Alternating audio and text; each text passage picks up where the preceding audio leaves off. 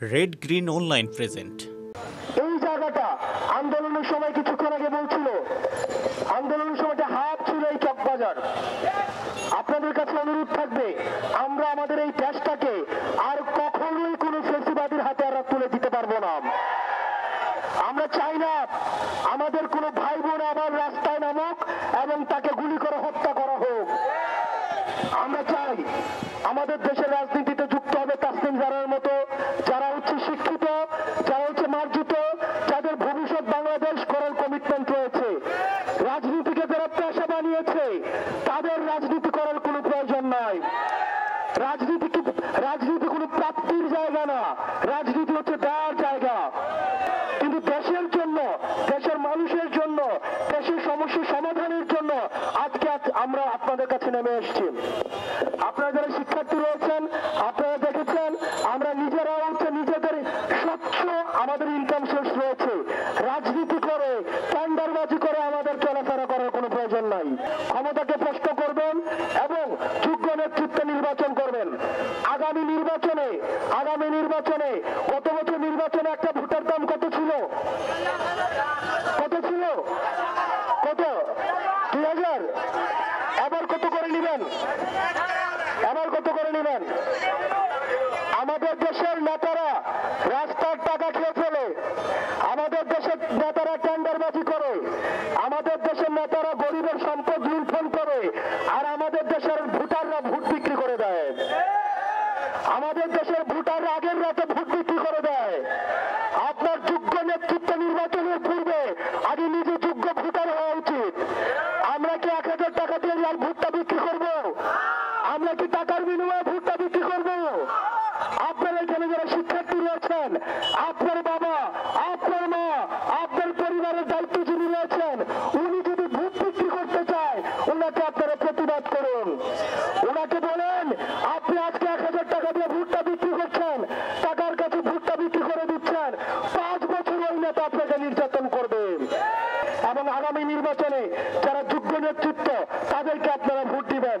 যদি দেখেন এনসিপি থেকে কোনো যোগ্য নেতৃত্ব নাই, আপনাদের ভোট দেওয়ার প্রয়োজন নাই। মার্কা থেকে ভোট দেওয়ার প্রয়োজন নাই।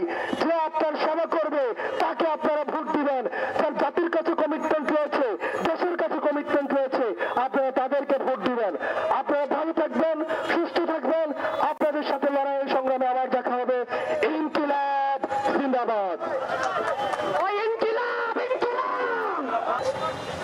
স্বপ্নটাকে অনেক বড় করতে হবে, অনেক বড়, এবং ক্ষমতাকে প্রশ্ন করা শিখতে হবে।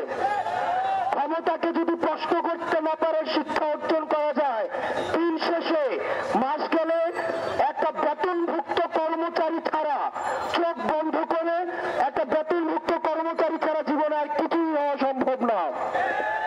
প্রিয় শিক্ষার্থীরা, তোমরা চেষ্টা করবো যতটা সম্ভব আমাদের আশেপাশের যে মানুষগুলো আছে তাদের সম্পর্কে আমরা নিজেদের মধ্যে আমরা যেন হচ্ছে দুর্নীতি, সামাজিক যে সমস্যাগুলি রয়েছে এই সমস্যাগুলি নিজেদের মধ্যে নিয়ে আমাদের কথা বলার চেষ্টা করা উচিত।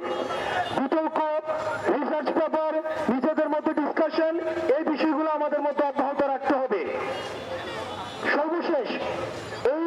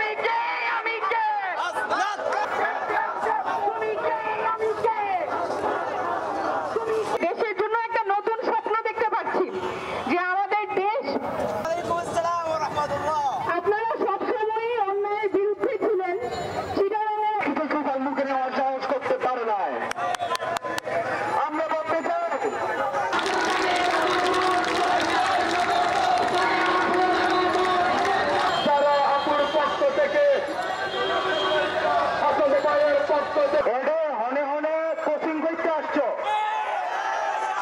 এডো খুন করেছে, এই ব্যবস্থা আমরা চাই না। নতুন বাংলাদেশ আমাদের জন্য যে আইন হয়েছে সেটা কি যথাযথ? আমরা মানুষের অধিকার চাই। আমাদের বোনদের গায়ে হাত তুলেছিল, সেদিন আমরা একটা গ্রুপ করে এসেছিলাম।